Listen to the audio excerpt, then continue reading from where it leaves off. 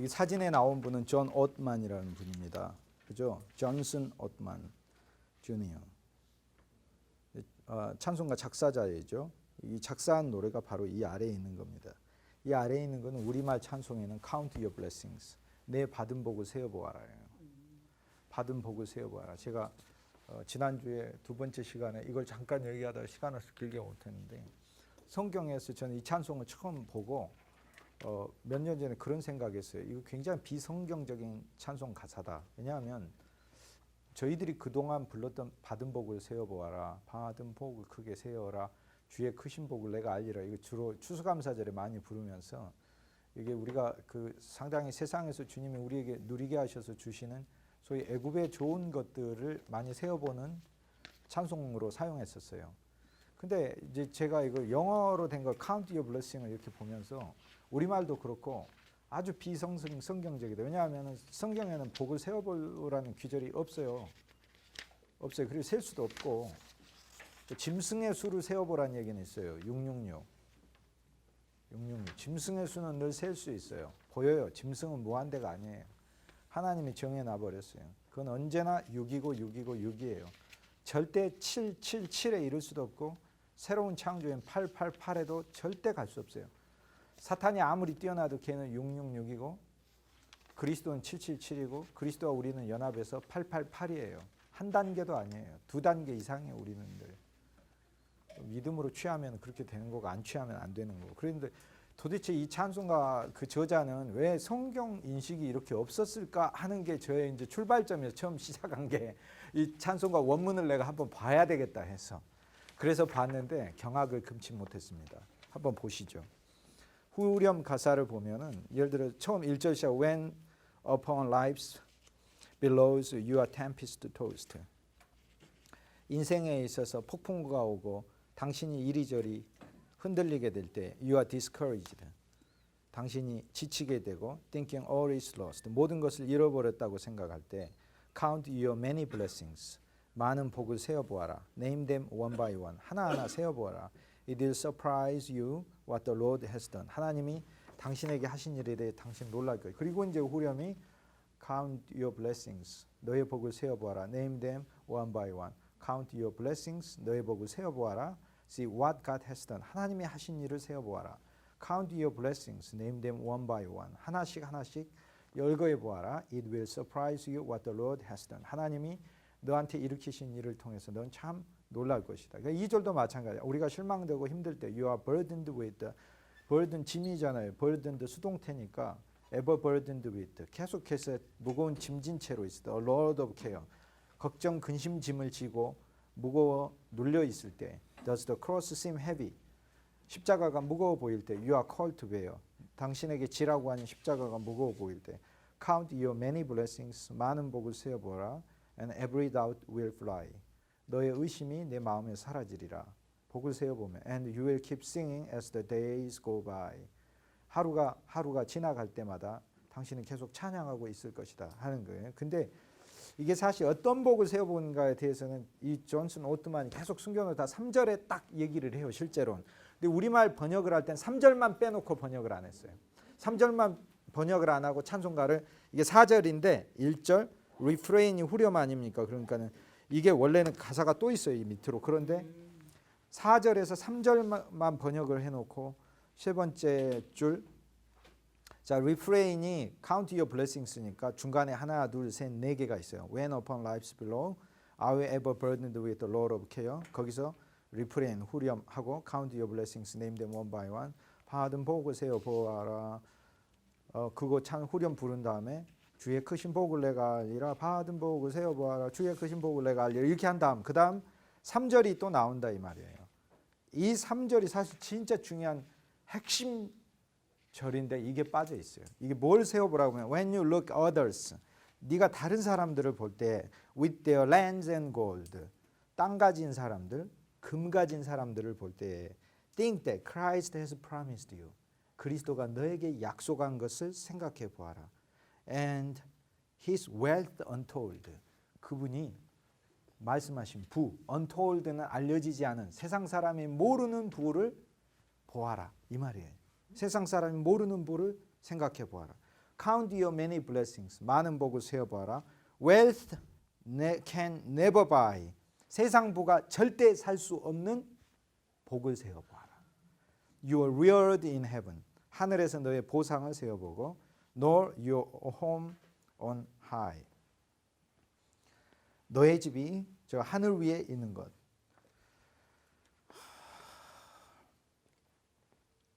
여기서 이제 핵심적인 것은 The wealth can never buy. 돈이 절대 살 수 없는 복. 이 복을 사실 세워보라는 거예요. 그리고는 4절에서 뭐라면 Do not be so amid conflict whether great or small. 갈등이 크고 작은 것이 다가오든지 Do not be disheartened. 실망하지 말고. 왜냐하면 God is over all. 하나님의 모든 것 위에 계심으로 Count your many blessings. 너의 많은 복을 세어보아라. Angels will attend. 천사가 도울 것이다. Help and comfort give you to your journey's end. 너의 길이 끝날 때까지. 에스라서 8장에 에스라가 이 메소포타미아에서 여정을 시작해서 예루살렘에 도착할 때까지 여호와 하나님께서 우리 가는 길에 우리와 우리 자녀들을 돌보시고 우리 대적들과 악한 자들의 손에서 우리를 건지시라 말씀하신 거예요. 우리 여정의 끝까지 help and comfort. 도움과 위로가 우리를 함께 하실 것이라. help 도움 에즈라라는 말이 여호와 하나님의 도움이란 말이에요. 에제르가 도움이란 뜻이 히브리어로. 그래서 도움의 하나님이 함께 할 것이요. 사실 우리가 받은 복을 세어봐라 이렇게 하면서 추수감사절에 그 복들을 막 주님이 돈 주시고 집 주시고 친구 주시고 땅 주시고 자녀들 주시고 눈에 보이는 거 세보는 것은 이 존 스노트만이 지은 가사의 원 의도를 모독하는 것이에요. 존 스노트만 뭔 얘기하냐면 세상 사람들이 땅 자랑하고 돈 자랑하고 보이는 거 자랑할 때 웰스, 세상 돈이 살 수 없는 복을 세어보라는 거예요. 그래서 에베소서 1장 3절과 4절을 기준으로 해서 지어진 찬송이에요. 찬송하리로다. 바울이 찬송하리로다 그래요. 찬송하리로다. 찬송하리로다 성경에 딱 2번 나와요. 가서 찾아보세요. 찬송하리로다.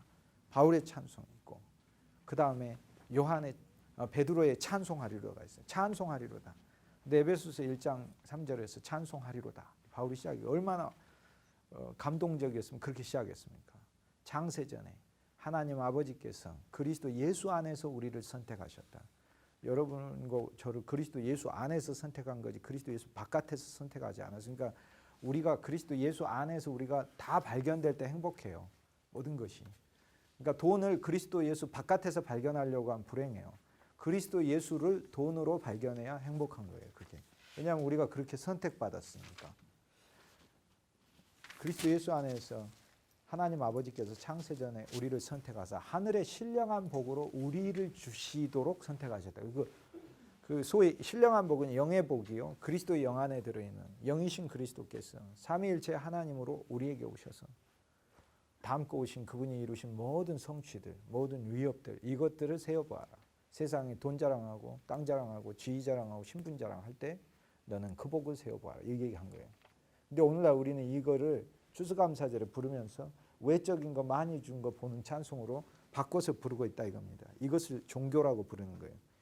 이 찬송 자체의 저자를 실제라고 부르고 우리는 종교를 얘기를 하는 거예요. 이것이 실제이고 지금까지 불러오는 건 껍데기를 부르고 있는 거예요. 그래서 종교개혁은 사실 그것만 정확하게 이해하시면은 종교개혁의 본 의미들을 사실 정말 아는 거예요. 종교개혁을 왜 한 거냐면 교회가 외형적으로 문제가 있어서 단순히 고치고자 하는 운동이 아니라 예수 그리스도를 믿는 신앙이라는 게 도대체 뭐인가? 그것은 다 트레이드 하는 거죠. 전체를 바꾸는 거죠. 그래서 루터의 신학, 종교개혁자들의 신학을 십자가 신학이라고 부릅니다. Theology of Cross, 십자가 신학이다.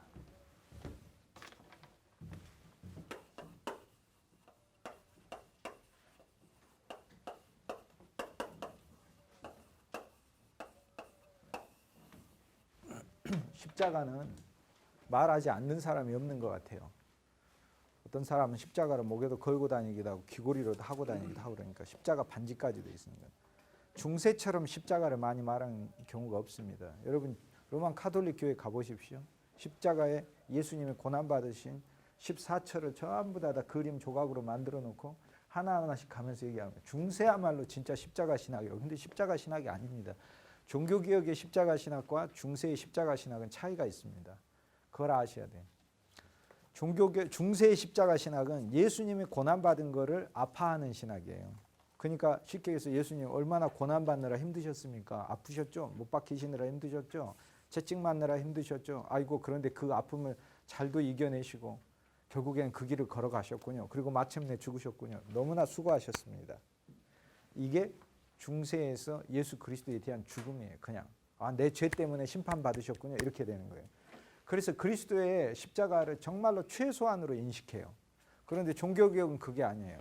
종교개혁이 말하는 믿음은 십자가에 대한 믿음인데 어떤 십자가냐면 예수 그리스도의 십자가가 모든 것의 우주적 블랙홀이에요. 그걸 믿는다는 거예요. 그러니까 십자가에서 못 박혔잖아요.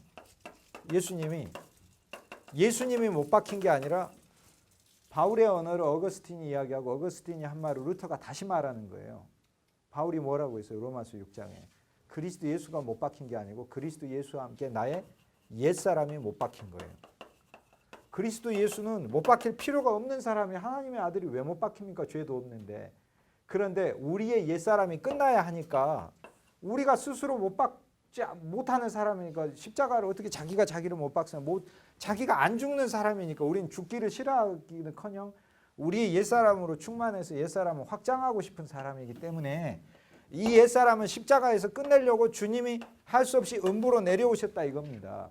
그러니까 누가 음부에 내려갈까 하지 말라. 네 스스로 네를 죽이는 것이 아니라 그리스도가 음부로 내려오셔서 너를 끝내신 것이다. 십자가는. 그러니까 주님이 못 박힌 건 예수님이 손에 못 박힌 거 예수님의 고통이 중요한 게 아니고 내가 끝난 거예요. 내가 끝난 거. 종교개혁이 이야기하는 십자가는 자신의 끝남을 말해요. 십자가의 믿음은 끝났어요. 여기서 옛사람이 이 옛사람 안엔 다 항목이 다 들어있잖아요. 옛 아담 아래 첫사람 아담 아래 들어있는 우리가 아담의 후손이므로 너무나 아담의 은혜로 그리스도도 은혜지만 아담도 은혜를 너무나 풍성히 우리한테 줘가지고 걱정도 한 바구니 주시고 염려도 한 바구니 주시고 분노와 절망도 아주 우리 안에서 저절로 생산하는 공장으로 만들어 놓으셨고 아무 노력하지 않아도 아무 수고하지 않아도 너무도 풍성하게 옛 아담이 우리에게 은혜로 많이 베풀어 주셨다 이 말이에요. 이런 옛 아담을 옛사람 자체인 나를 그리스도 예수께서 십자가에서 못 박으셨다. 그 다음에 종교개혁이 말하는 십자가 신앙은 옛사람만 못 박힌 게 아니고 세상도 못 박혔다. 그러니까 십자가를 아는 건 세상이 못 박힌 거예요. 쉽게 얘기해서 세상 사람들은 자기가 가진 돈과 땅을 자랑하지만 the worldly people, 세상 사람들은 boast their lands and gold, 그들의 땅과 돈을 자랑하지만 그리스도인은 이것이 세상이 십자가에 못 박혀버렸기 때문에 못 박혔어요. 주님의 십자가는 세상을 못 박아버린 십자가라 이 말입니다. 근데 이거를 이제 루터보다도 일면에서는 초대 교부들이 더 봤어요. 더 깊게 본 면이 있어요. 이레니우스는 한마디로 딱 얘기해서 우리의 모든 옛 우주와 옛 세상과 옛 창조가 십자가에서 끝나버렸다 그 말이에요. 그래서 어떤 사람이 십자가를 안다는 건 주님이 거기서 피 흘려 자기 죄 용서해 줬다는 그 차원이 아니라 자기란 사람 자체가 십자가에서 없어졌다는 걸 말하는 거예요. 그리스도만 남는다는 걸 말하는 거예요. 돈 좋아하던 게 돈에서 끝나버렸다는 믿음을 말하는 거예요. 종교개혁이 말하는 믿음은 예수 믿으면 돈 많이 벌린다는 믿음이 아니라 돈 좋아하는 내 마음이 그리스도 예수와 함께 못 박혔다는 걸 말하는 거고 세상 좋아하는 마음이 그리스도 예수와 함께 못 박혔다 이 마음 얘기하는 거고 자기가 늘 절망하고 좌절하고 걱정하고 염려하고 이런 사람들은 이것까지 못 박혔다 이 말이에요. 옛사람 안에 포함돼서 예수님이 옛사람을 못 박아버렸으니까. 그러니까 이방인들이나 예수님이 혼자 죽은 것으로 아이고 그 죄도 없는 사람이 불쌍하게 얼마나 고난당하셨을까 이렇게 하는 것인데 중세 1000년 동안 사실상 예수의 죽음을 그런 식으로 받아들였었어요. 예수님의 십자가는 나의 못 박음이에요. 그건 너무나 감사한 사건이에요. 슬픈 사건이 아니라 나를 끝내버렸으니까 우주적 청속으로. 그래서 찬송가에 170장 이후로 옛날 찬송 한 230장까지의 십자가 구속에 대한 찬송 보세요. 슬픈 찬송 하나도 있나? 하나도 없어요. 나의 죄를 씻기는 예수의 피밖에 없네. 그죠? 다 변찮는 주님의 사랑과 거룩한 보혈의 공로를 날마다 우리가 슬퍼합시다. 찬양합시다. 찬송이에요. 십자가 내가 처음 볼 때 나의 마음이 막 절망으로 더 아픔으로 들어가. 나의 마음에 기쁨이 솟아. 그러니까 이게 십자가를 똑같이 믿지만은 중세에서 믿은 십자가와 종교개혁이 믿은 십자가는 자체가 달라요. 중세가 믿은 십자가는 예수님 혼자서 아이고 얼마나 아프셨어. 그거 내 죄 용서해 주시려고 심판 정도 받으신 걸로 보는 거예요. 영원한 형벌에 대한 심판 정도로. 그리스도의 죽음은 영원한 형벌을 받은 심판이면 틀림없어요. 안셀름의 속죄론에 의해서 중세의 스콜라 철학이 이야기한. 근데 종교개혁은 그 정도 수준이 아니다 말이에요. 더 본 거다 이 말이에요. 더 가서 더 본 거를 스스로 본 게 아니라 성경 안에 나와 있는 것을 실제로 그냥 믿은 거예요.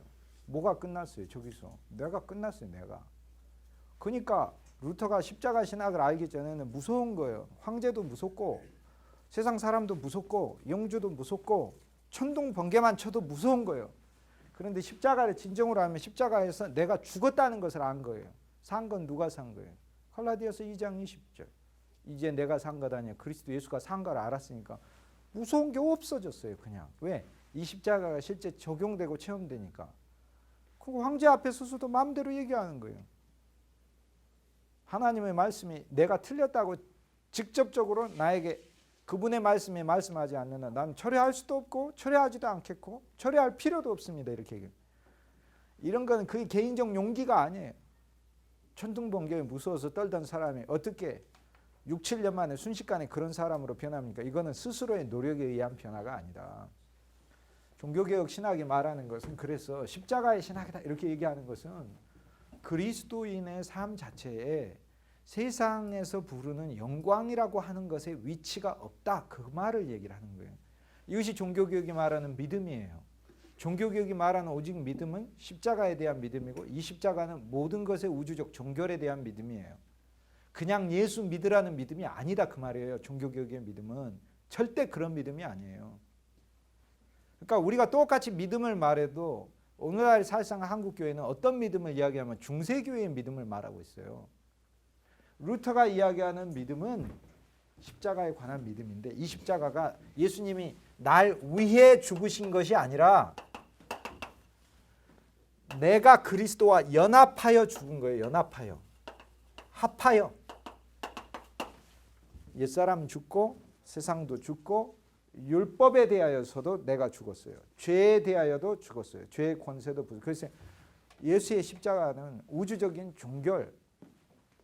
그러니까 오늘날 그리스도 십자가에서 주님이 봐야 될 거는 뭘 보게 하신 거예요. 그러니까 예수님이 혼자서 그 못질 당하셔서 육체가 아픈 거 기리는 게 순환절이고 사순절인 줄 압니까? 이것은 완전히 그리스도의 죽음을 못 오가고 조롱하는 것이라. 예수의 십자가는 거기에 나 자체를 정말 힘들게 하고 괴롭게 하고 아프게 하고 나를 정말 실망시킨 최고의 당사자가 누군 줄 아세요?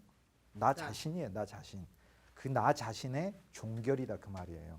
그분 안에 담아져서 끝난 거다 이 말이에요. 그러니까 그리스도의 십자가를 정말로 알면 그렇게 감사하고 기쁠 수가 없어요. 내가 끝나버렸으니까. 심지어는 내가 진짜로 죽었어요. 저기서. 진짜 죽었어요. 죽었으니까 순교할 수 있는 거예요. 무조건 순교하라는 뜻이 아니라 목숨에 대한 지나친 그걸 안 갖는 거예요. 지나친 그걸 안 갖는 거예요. 초대교회 기도, 종교개혁자들의 기도 보면 육신적 건강에 대한 기도도 많지 않아요. 저희가 찌빙글리 발표할 때 딱 보겠지만은 찌빙글리에 흑사병에 걸렸을 때 다 기도, 하나님 나를 낫게 하여 주십시오가 아니에요. 주님의 얼굴을 볼 수 있는 영광을 허락하십시오. 그러니까 오늘날 예수 그리스도를 우리가 믿는다고 하면서 육신적인 거 잘 되는 소위 부적처럼 그리스도 예수를 대상과 수단으로 믿고 있는 것 자체가 이건 기독교가 아닌 거예요. 종교를 믿고 있는 것이지. 그리스도 예수는 그러니까 사실 세상에 와서 어떤 사람을 만날 때마다 그 사람 속에 있는 세상을 가져가시고 당신을 주시는 거고, 그 사람 속에 있는 정과 욕심을 가져가고 당신을 주는 거고, 그 사람 속에 있는 모든 어둠과 사망과 죄와 절망과 저주를 가져가시고 당신을 주시는 거예요. 당신 자. 그러니까 가져감에만 있는 게 아니라 그 다음에는 그분으로 채워짐이 있는 거죠. 그러니까 십자가는 우주적 종결이에요. 그리고 철저히 종교개혁자들은 성경적이에요. 에베소서 2장에 보면 그리스도 예수의 십자가의 피로 화평을 이루사 그의 몸 안에서 장애물이 되었던 것을 다 폐하시고, 즉 하나님하고 우리하고 장애물 되었던 것, 죄도 폐하시고 율법의 저주도 폐하시고 정령 죽으리라 그것도 폐하시고, 하나님께 나아간 내 부족함이 있잖아요. 부족함도 폐하셨어요. 뭘로? 발라버렸어요. 우리가 이게 더러우면 발라버리면 되잖아요. 그렇잖아요. 벽이 더러우면 벽지 더러우면 벽지 찢어버리는 게 십자가고, 벽지 위에다 새벽지 바르는 게 역시 또 십자가예요. 그리스도 예수의 십자가의 피로 하나님과 화평을 이루사 자기 육체 안에서 한 새 사람을 지으셨으니, 십자가는 동시에 끝냄이고 동시에 새로 지음이에요. 그러니까 주님이 십자가를 안다는 건 늘 이것은 내가 끝났고 나는 새로 지어졌어요. 근데 히브리서 9장에 보면은 영원한 십자가라고 얘기해요. 영원성, 십자가의 영원성. 그 뭘 얘기하냐면 이 십자가는 늘 현재로 있어요. 쉽게 얘기해서 나의 옛사람은 늘 죽어 있고 나는 그리스도 안에서 늘 새 사람으로 새로 난 거예요. 새로 난 거. 그러니까 사순절에 예수님 얼마나 못질 당하셨느라 아프셨어요 하는 건 주님은 사실 조롱하는 거고, 조롱하는 거예요. 그 십자가는 나를 끝내버리신 거죠. 예수님이 고난 당하실 이유가 없는 분이 나 자체를 나와 세상과 옛 세상 완전히 접기 위해서 오셔가지고 죽으신 거예요. 부활도 마찬가지예요. 예수님에게 있는 부활의 능력이라는 건 만물을 창조하신, 골로새서 1장에 보면 그리스도 예수께서는 만물을 창조하셨을 뿐만 아니라 만물이 그를 통하여 있고, 거기 전치사 3개를 쓰는데 첫 번째 에크라는 전치사를 써서 만물이 그로 말미암아 나왔고 만물이 그로 말미암아 창조가 됐고, 에크 골로새서 1장에. 두 번째 디아, 그분을 통해 존재하고, 여러분의 피가 도는 것도 그리스도가 여러분을 보고 계시니까 피가 도는 거예요. 눈을 한번 싹 돌려버리시면 그 즉시 사라지는 거예요. 이것이 그러니까 현재 만물이 이렇게 돌아가고 있는 것조차도 그리스도 예수에 의해서 붙들고 있는 것이다. 만물을 붙들고. 세 번째는 만물의 종착력이다. 에이스. 이 3개를 써요. 이게 종착력이다. 그러니까 예수님은 생각하고 사람 한 명 살리는 게 놀라운 일입니까? 온 우주를 창조하는 게 놀라운 일입니까? 온 우주를 창조하는 게 더 놀라운 일이에요. 비교도 안 돼. 한 사람 살린 것보다. 그리스도 예수는 자기가 부활하지 않으시고도 나사로를 살림으로 부활할 능력이 있다는 걸 이미 보여주셨고, 나인성 과부 아들도 고치심으로 부활의 능력이 있음을 이미 보여주셨어요. 예수님이 십자가에 죽어서 부활하신 것은 자기가 살아날 수 있는 능력을 보여주려고 한 게 아니라니까요. 죄와 허물로 죽은 우리를 다시 할 수 없이 우리를 그분 안에 넣어서 살려야 되니까, 우리 혼자 못 살아나니까, 우리 것을 끝내야 되니까 그분이 죽으시고, 누가 하늘로 올라가겠느냐 하지 말라. 니들이 어떻게 하늘로 올라가냐. 그래서 내가 너희와 같이 음부에 내려가는 죽음을 막고 너희를 하늘로 올리기 위해서 할 수 없이 온 거다. 그러니까 예수님이 비행기 혼자서 세계를 구경하고 싶어서 비행기를 혼자 몰고 다닌 게 아니라, 우린 예수님이 활주로에서 막 비행기 떴다가 내리고 하는 거 구경하고 박수치는 관람석에 있는 사람이 아니라 그 비행기에 탄 사람이에요. 탄 사람. 왜냐하면 우리를 위해서 할 수 없이 타고 내려오신 거고, 이 땅에 우리를 하늘에 앉히시려고 타고 올라가신 거니까, 그리스도의 부활은 우리를 위한 부활이죠. 우리를 하늘에 앉힌 부활이죠. 그런데 그거 보고 이거 예수님 그 사망의 권세를 이기실 정도로 그렇게 능력이 많으신 분이시죠. 이거는 예수님을 정말로 황당하게 하는 일이에요. 황당하게 하는 일. 세계적인 축구 선수가 와서 드리블을 하니까는 엄청난 기술이라. 그 엄청난 기술 아니에요. 그거 저기 동네 조기축구 아저씨도 그보다 더 잘할 수도 있어요. 뒤로 돌아가지고 뭐 오버헤드 킥을 한다든지 엄청난 기술이라. 예수님께는 부활이라는 것은 자체가 부활이에요. 나는 부활이요 생명인 자체가 부활이에요. 아무것도 아니에요. 그리스도인에게서는 부활절을 지키는 것이 중요한 게 아니고 부활 안에 사는 게 중요한 거예요. 항상 그리스도께서 창조하신 당신 안에서 창조하신 새 사람의 실제로 사는 게 중요한 거예요. 그건 뭐 얘기하는 거예요? 나는 주님이 당신과 함께 살아나게 하신 사람이다. 늘 새 사람임을 주님 앞에 고백하는 거예요. 늘 새 사람이에요. 예수의 피가 버려요. 그런데 이거를 예수님 혼자서 죽었다. 예수님 혼자서 살아나신 사건으로 기리고 있다 이 말이에요. 기리고. 똑같습니다. 침례도 마찬가지예요. 성경에는 침례에 레자란 말이 없어요. 원문이 있어서 찾아오시면은 레자란 말이 있으면은 제가 정말로 1,000,000원 드리 1,000,000원. 돈이 1,000,000원밖에 없으니까 1,000,000원 드린다고 하는 거지. 더 있으면은 제가 더 드린다고 하는데 이번 기회에 헌금하실 분들이 있으면은 수업 끝나고 저에게 말씀해 주시죠. 레자란 말 없어요. 예수님은 침하라고 했지. 밥티조라는 말은 침이지 레가 아니에요. 침 레자는 없어. 우리가 넣어버렸어요. 여러분 결혼식과 결혼은 다릅니다. 결혼식과 결혼이 같습니까? 다릅니다. 결혼식은 예식인 거고 결혼은 삶을 말하는 거예요. 예수님이 너희가 침 받으라 했어요. 침례를 받으라 한 게 아니고 그게 뭔 말씀이에요? 예수님이 침 받으라 하면서 앞에다가 넣은 게 여러 개가 있어요. 물에 대해서 침 받으라 했어요. 이 물은 우리를 구원하는 표니 쉽게 얘기해서 옛세상이 늘 너희에게선 잠긴 채로 살아라 그 말씀인 거고 그러니까 우리가 침례라는 예식을 받는 것은 하나의 예식에 불과한 거고 실제 내용은 뭐가 중요한 거예요. 그게 침. 늘 침의 삶을 사는 거예요. 뭐가 침돼 버린 거예요. 노아의 홍수가 옛세상 휩쓸어 가버리듯이 그리스도의 십자가가 우주적 종결이라는 걸 보여주는 거다 이 말이죠. 침. 그러니까 매일매일 이 침은요 매일매일 일어납니다. 여러분 진짜 놀라운 거 아셔야 돼요. 아침에 아이가 일어나면 엄마가 새밥 차려 놓듯이 그리스도 예수는 여러분을 위해서 진짜 새 사람 만들어 놓고 새 음식 만들어 놓고 새 하루를 선물했어요. 그런데 우리만 어리석게도 내가 어제 사람이다 이러고 산다 이 말이에요. 이게 그냥 늘 새로운 사람이에요. 그리스도 예수 안에서는 늘 새로워요. 늘 새 날이에요. 주님 자체가 새 날이에요. 그래서 성경은 침을 말한 거예요. 또 하나 이름 안으로 침해라 이렇게 얘기한 거예요. 이름 안으로. 그리고 우리가 들어가야 될 것에 대해 쉽게 얘기해서 남녀가 연애를 할 때 우리가 결혼합시다 이러지 결혼식 합시다. 결혼식은 물론 하죠. 결혼합시다 얘기가 돼서 결혼하자고 하면 결혼식을 하는 것이고 결혼식은 결혼을 위한 하나의 들어가는 관문에 불과한 것이고 그 결혼식은 또 매년 모여가지고 결혼식 한 번 하고 또 헤어졌다가 또 모여서 결혼식하고 헤어졌다 또 모여서 결혼 이럽니까? 우리가 부활절 1년에 한 번 모여서 부활절 지키고 그 다음 부활 그 다음 이게 아니다. 성경이 말하는 것은 부활절이 아니라 부활 안에 살으라는 거예요. 부활 안에 살으라. 그리스도와 함께 살아난 새 사람의 실제 안에서 주님을 누리라. 근데 새 사람으로 사는 것은 내 노력으로 사는 게 아니에요. 그러면 복음이 안 돼버려요. 내가 어떻게 죽었다가 살아납니까? 안 되죠. 그래서 종교개혁이 말하는 것은 새 믿음을 말하는 거예요. 믿음. 매일매일 주님이 그러니까 이 믿음이 종교개혁이 말하는 것은 욕심을 마음껏 부리라는 믿음이 아니고 욕심이 정과 욕심이 십자가에서 못 박혔어요. 정도 누리셔야 돼요. 감정도 못 박혔어요.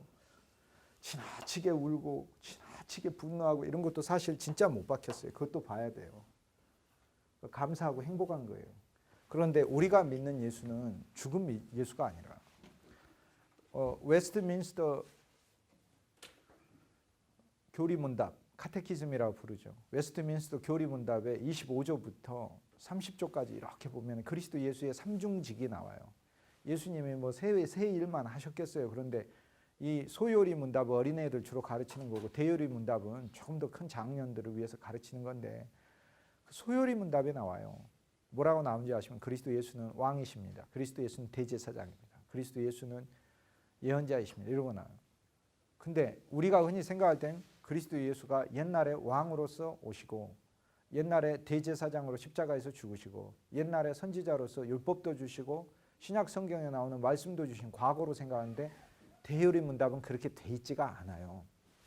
정확하게 제가 있는 그대로 말씀드릴까 어떻게 이렇게 돼 있어요. 그리스도 예수는 지금도 대제사장으로서 그리스도가 대제사장이라는 건 지금도 대제사장으로서 우리를 중보하고 계시고 우리 연약함을 지금도 채울하고 계시고 우리를 지금도 용서하시고 씻고 계시고 그리스도가 선지자라는 것은 지금도 우리 심령에서 당신의 성경으로 말씀하고 계시는 것을 가리킨다.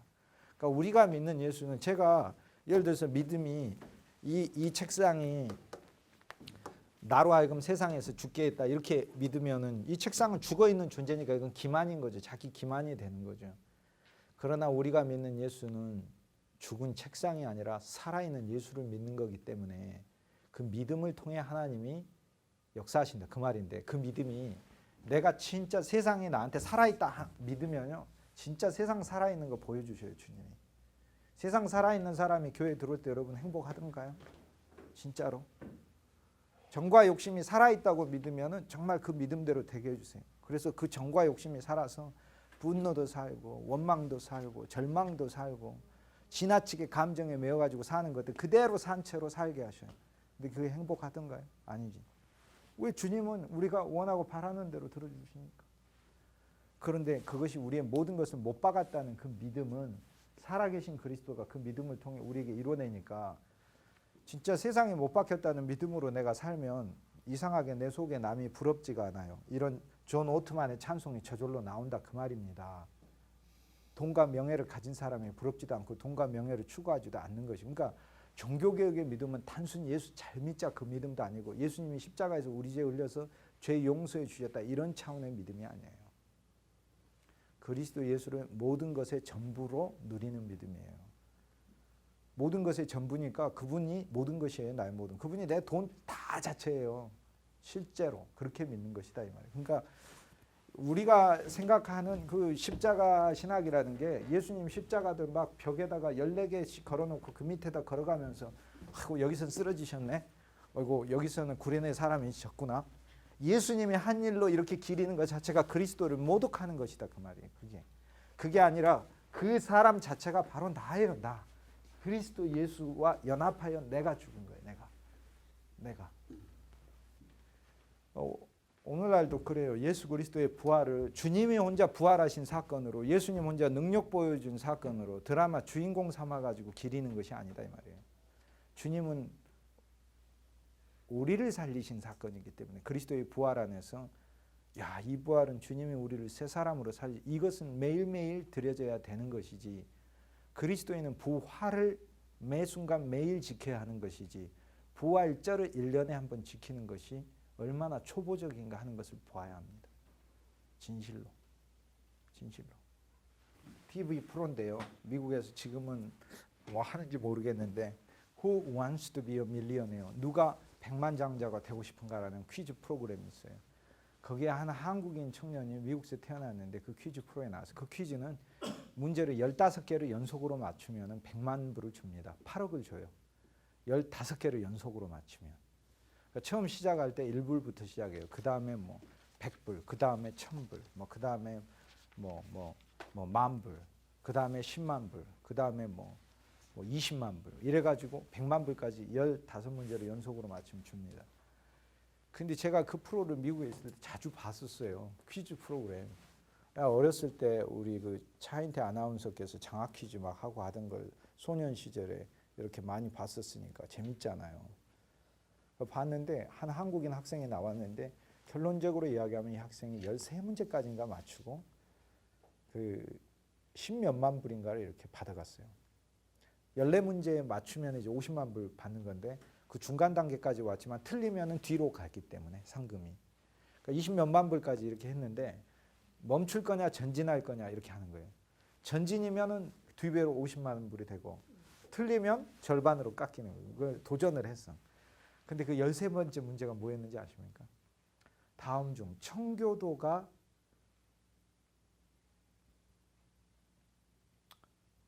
거부한 것이 아닌 것은 그러니까 청교도가 지킨 것은 뭐였냐였어요.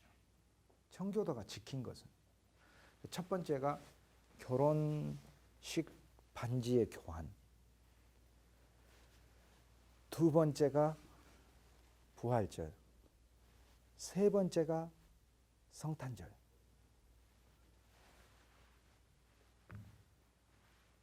뭐 네 번째가 항목 4개인데 뭐 하나 기억이 안 나요. 근데 이 학생이 결론적으로 답을 뭐라고 했냐면 한참 고민하다가 자기가 아무리 생각해 봐도 성탄절을 안 지키는 크리스찬은 없다고 생각한 거예요. 그래서 답을 성탄절이라고 했어요. 틀렸습니다. 청교도는 모든 절기를 지키지 않습니다. 왜냐하면 절기를 지키는 게 아니고 이것은 삶이기 때문에 그래요. 그리스도 예수가 육신으로 오신 예수님의 육신으로 오신 게 중요한 것이 아니라 육신으로 안 오셨다는 게 아니라 말씀이신 그리스도 예수가 우리 안에 오셔서 영이신 그리스도가 우리 안에 오셔서 내가 성육신한 그리스도의 삶을 사는 것이 그것이 진짜 성탄을 지키는 것이 청교도 신학인 거예요. 그러니까 절기로서 모형으로 사는 게 아니라 삶으로서 실제로 사는 것을 선택한 자들이 이게 청교도들이에요. 그러니까 청교도는 모든 절기를 안 지켜요. 근데 굉장히 난이도가 어려운 문제였습니다. 사실 일반 사람은 알 수가 없고 심지어는 일반적인 무슨 사역자들조차도 목회자들조차도 맞출 수 없을 정도로 고도의 문제. 제가 보면 그거는 저기 무슨 그것도 일반 무슨 신구약학 이렇게 공부해서도 어려운 문제고 역사신학으로 청교도 신학을 전공했을 때 맞출 수 있는 문제를 13번 문제에다가 내놓은 거죠. 14번 문제에다가. 근데 그것도 의도를 알아야 이제 맞출 수 있는 문제니까.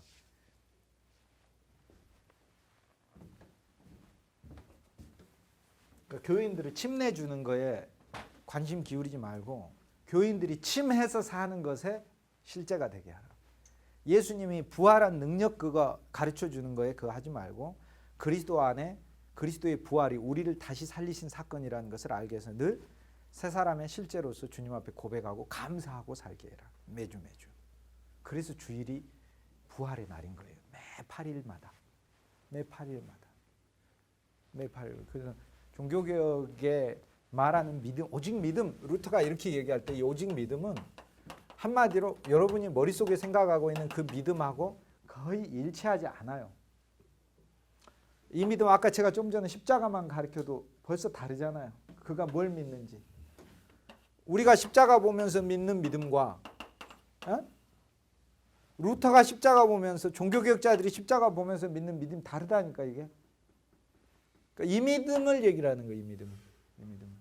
자, 세상이 정말로 죽었다고 믿는 사람에게 주님이 살아계시니까 웨스트민스터 신조에 의하면 살아계신 그리스도가 이 말씀을 우리 속에서 진짜 가르쳐 주시고 이 말씀대로 우리가 살 수 있게 이끌어 주시니까 그 사람에겐 진짜 세상이 죽어서 사는 거예요.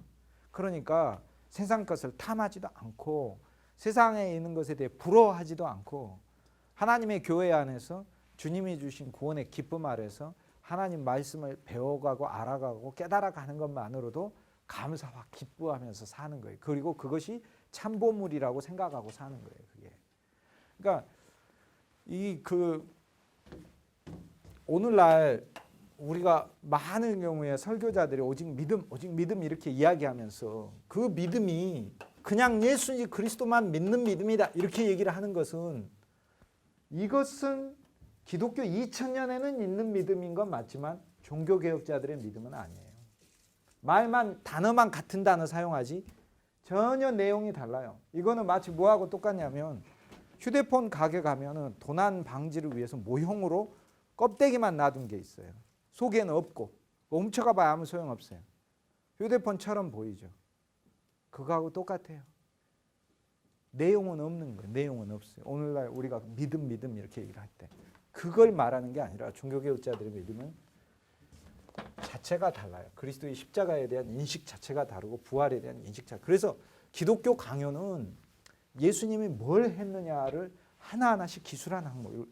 루터는 막 포괄적으로 나갔고 칼빈은 부분으로 나가서 하나하나씩 다 설명해요. 그분이 승천한 게 무슨 사건이냐. 원래 하늘에 계신 분이 승천한 게 뭐 중요합니까? 우리를 끌고 하늘로 올라가신 거예요. 끌고 올라가서 하늘에서 우리에게 아버지 하나님으로부터 받은 권세를 우리한테 주신 거다 이 말이에요. 주신 거다. 우리는 하늘 권세를 받은 자로 사니까 누구를 무서워하고 누구를 두려워하고 세상에 무슨 명예를 자랑하겠습니까? 그런데 강단에 서가지고 내가 마치 예수님 잘 믿어가지고 무슨 큰 높은 직에 올라가는 것을 간증이라고 쏟아내고 있으니 이것은 간증이 아니에요. 이건 세상 자랑인 것이지. 간증은 그리스도의 십자가에서 그런 것 자체가 없고 주님에 대한 간증만이, 주님 자체에 대한 그분의 은혜에 대한 간증만이 진짜 간증인 거예요. 그러니까 오늘날의 경우는 우리가 사실상 참으로 저도 그렇고 너무도 교만합니다. 말도 못하게 교만해요. 교만 자체예요. 파라오, 출애굽기 파라오가 바로 우리의 우리. 10번을 두들겨 맞고 애굽이 이렇다는 것을 보여줘도 여전히 애굽을 떠나지 못하고 사랑하고 심지어는 주님에 대항하는 마음까지 갖고 있는 파라오가 우리의 우리. 파라오가 우리예요.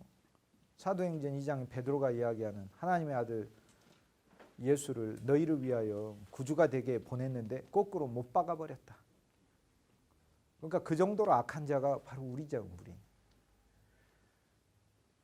그럼 우리가 처음 예수 믿을 때 우리를 구원해 주신 거에 대해 어설프게 감사하고 그리고 세상에 삼신하나님에 믿던 방식, 부처님 믿던 그런 거 극락 간다는 생각 또는 공자 아니면 군자도 이런 것들을 다 짬뽕 해가지고 자기 방식의 기독교를 딱 세운 다음 그 중간에다가 예수님만 대상으로 놓고 그렇게 믿는 게 예수 믿는 거라고 착각하고 믿고 있는 거예요.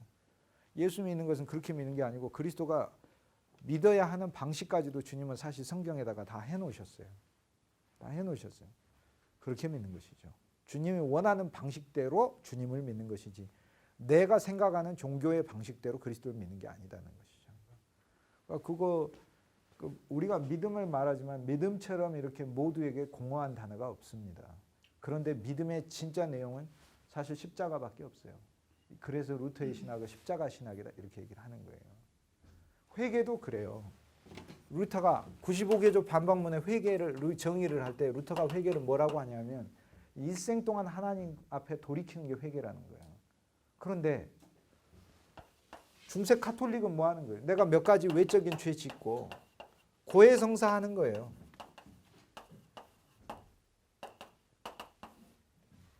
그러면 우리가 생각할 땐 대단한 회개를 하는 것 같지만 루터가 보는 소위 이 회개는 내 존재 자체가 아예 옛사람으로 십자가에서 끝나야 될 존재를 말하는 거예요. 이것을 매일 매 순간마다 주님 앞에 돌이키는 거예요. 내 자신을 돌이키는 거예요. 어떤 회개가 진짜 회개입니까? 이것이야말로 껍데기일 뿐이야. 내가 외적으로 행한 것들에 대한 것만 말한 것일 뿐이야. 내가 외적으로 행한 것들을 중세 회개는 또 공식이 그래요. 이것을 내가 진심으로 돌이켜야 용서해 준다 이래요. 근데 문제는 중세 스콜라 철학의 진심이라고 해놓고 진심의 정도를 규정을 안 해놨어. 그러면 도대체 우리가 얼만큼 회개야 그게 진심인데 얼만큼? 뭐 밥을 굶으면서 해야 진심인 거예요? 얼만큼인데? 한 끼? 두 끼? 세 끼? 그럼 1시간? 4시간? 5시간? 이게 아니라는 거예요. 그러니까 루터 얘기는. 그게 아니라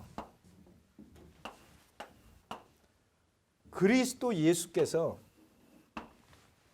우리 자체를 늘 씻으시는 분으로 늘 우리를 만나신다는 거예요. 그냥 우리를 씻으시는 분. 그래서 루터가 발견한 게 뭐였냐면 수도원에 있을 때는 자기가 지금까지 살면서 지은 죄, 어저께 지은 죄, 고해성사하러 갔다가 해놓고 오면서 갑자기 또 분노가 생기니까 또 죄 지었잖아. 그러니까 또 가가지고 또 얘기를 하는 거예요. 이때 루터가 발견한 게 뭐냐. 주님이 나라는 인생 자체를 아예 사면했구나. 내가 어떻게 사실상 주님 앞에 서 있던지 간에 사면했구나 하는 이 믿음이 루터를 자유하게 만들고 거기에서 근데 그쳐버린 마음대로 살게 되죠. 거기서 루터는 더 보는 거예요. 내 옛 세상도 끝났구나. 옛 사람도 끝났구나. 이 믿음이 그를 새 사람으로 살게 하고 하나님 앞에 참으로 구별된 자로서 주님의 일을 성취하는 자로 살게 한다 이 말이에요. 믿음이 거기서만 끝난 게 아니라. 그러니까 죄의 관계에 있어서는 하나님이 나를 완전히 처리하셨구나. 그냥 과거, 현재, 미래로 하나님께서 영원한 제사로서 나를 영원한 당신 안에서 자체로 하나님의 눈으로 봤을 때는 영원히 사면받은 자로 보는구나. 나한테 뿌려진 예수의 베드로전서 1장 2절에 우리가 그리스도 예수의 피뿌림을 받기 위해 선택했다고 했는데 에베소서의 1장 9절과 10절은 비밀의 경륜, 하나님의 경륜을 위하여 우리가 선택됐다고 돼 있고 하나님의 비밀의 경륜은 그리스도 예수로 다 통일되는 것이라. 즉 내 머릿속도 그리스도 예수로 받쳐지는 거고 내 감정도 그리스도 예수께 사로잡혀서 사는 것이고 그걸 위해 우리가 선택했다 이렇게 얘기를 하는 거고 베드로전서 1장 2절은 선택을 그리스도 예수의 피뿌림 얻기 위해 선택됐는데 이 예수의 피 한 방울은 우주보다 더 크다니까요. 이 한 방울이 뿌려졌을 때 하나님이 봤을 때 나는 피밖에 안 보인다니까요. 이 피가 하나님께 나아가는 화목의 유일한 매개예요. 구약의 대제사장이 피만 가지고 지성소에 들어갔대. 그게 구약의 그림인 거예요. 그림. 우리가 그리스도 예수가 일으키실 사건에 대한 그림인 거예요. 그분이 일으키신 우주적 사건. 우리 눈에는 십자가에서 한 연약한 인간이 죽은 것 같지만 히브리서 9장의 눈에는 그 순간 놀라운 일이 펼쳐진 거예요. 우주의 진짜 세장막이 시내산에서 모세에게 하늘의 식양을 보여주고 그 식양대로 모세가 땅의 장막을 만들었는데 그 우주적 영적 비밀의 세장막이 그리스도 십자가 사건에서 실제 일어난 거예요. 그분은 우리 눈으로 봐서는 그냥 창에 맞아 찔린 것 같지만 하나님의 눈에 의해서는 우리가 보지 못하는 어리석은 비늘이 씌워진 우리 눈에 의해서는 보지 못하나 우주적인 장막 안에서 우주적 대제사장이신 그리스도께서 우주적 제물이신 당신 자신을 죽여서 우주적 성전이시오 성막이신 당신 자신의 집안에 들어가서 당신 자신의 육체를 가르시고 당신 자신의 지성소에 당신 자신의 덮개 위에다가 당신 자신의 피를 뿌린 온 우주에 선택받은 자를 구원하신 사건이다. 그게 십자가 사건이에요. 그러니까 계속 땅의 것으로 그리스도를 보면은 착한 일 하다가 억울하게 죽은 예수밖에 못 만나는 것이고 근데 그리스도는 그런 분이 아니잖아요. 초대교회에서는 그분은 하나님이시고 하나님과 동등됨을 뿐 아니라 삼위일 뿐 아니라 삼위가 일체라고까지 고백한 그리스도 예수를 그렇게까지 크게 보았는데 오늘날에 우리 신학에 있어서는 예수님을 축소하다 못해 계속해서 더 축소하고 이렇게 됩니다. 사실 예수 그리스도 피 한 방울은 이 눈에 보이는 껍데기 우주보다도 더 큽니다. 그 피가 나한테 뿌려졌는데 하나님 눈에 뭘로 보이는데 피밖에 안 보이지. 예수의 피밖에 안 보여. 그러니까 그거에 입각해서 우리 신앙이 나가는 거지. 내 자신 보면서 그 루터가 본 게 그거예요. 그리스도 예수께서 그 십자가에서 죽으신 그 죽음 안에 내 모든 죄 자체가 거기 들어가 있었다는 걸 보는 거예요. 그 얼마나 해방이 되는 거예요. 그러면 매일매일 짓는 죄는 뭐냐? 그분이 씻으셔요. 회개를 안 한다는 게 아니에요. 우리한테 남아있는 거 회개뿐이에요. 용서는 이미 다 받았어요. 일생 회개하는 게 남아있다. 그러면 회개가 뭐가 진짜 회개냐? 거기에 대해 루터가 하는 말이 우리 옛사람이 주님에 의해서 죽었기 때문에 옛사람의 모습이 나오지 않게 하는 거. 세상이 죽었기 때문에 세상을 추구하지 않는 거. 이것이 회개인 거죠. 이것이 회개. 쉽게 삭개오의 비유에 보면은 삭개오가 예수님 만났을 때 예수님한테 자기가 잘못한 리스트를 컴퓨터 A4 용지에다가 한 43,000장 정도 뽑아가지고 43,000장 뽑아도 부족할 거예요. 마음속에 짓는 것까지 예수님은 다 카운트하니까. 갖다 주고 나서 예수님이 하나하나 항목 점검해보고 진실로 반송문 썼는지 안 썼는지 확인해 본 다음 그분 집에 들어간 게 아니고 그리스도가 삭개오 집에 들어간 것 자체가 삭개오에게 씻음이 일어난 거예요. 그러면 삭개오에게 필요한 것은 이제 사랑으로서 사는 것일 뿐이에요. 모든 이들에게. 전에는 인색함과 속임으로 살았지만 그냥 사랑으로 사는 것일 뿐이에요. 더 갚으면서 사는 것일 뿐이에요. 그러니까 진정한 우리에게 있어서 회개는요. 선행의 회개예요. 행함. 이것이 회개예요. 이것이 회개. 옆 사람에게 물 한 그릇 대접해 주는 게 회개예요. 저는 그걸 이 선행의 기준에 대해 잘 몰랐는데 우리 임태수 박사님 전에 설교 말씀하실 때 가르쳐 주셨어요. 주님이 우리에게 원하는 선행의 최저 기준은 어려운 게 아니에요. 옆 사람에게 물 한 그릇 떠다 주는 것도 이것이 선행이에요. 그래서 이제 믿음의 의가 우리에게 행함의 의로서 실제가 될 때 주님은 우리를 기뻐하신다. 기뻐하신다. 믿음의 의는 하나님을 대면하게 하지만 행함의 의는 우리로 하여금 천국을 누리게 하고 천국을 만들게 하고 천국을 실제가 되게 하는 거예요. 내가 주님 앞에 새 사람이라는 실제의 믿음으로만 산다면 거기서만 그친다면 천국은 안 만들어지죠. 행함의 의로서 주님 앞에서 서게 됐을 때 천국이 만들어집니다.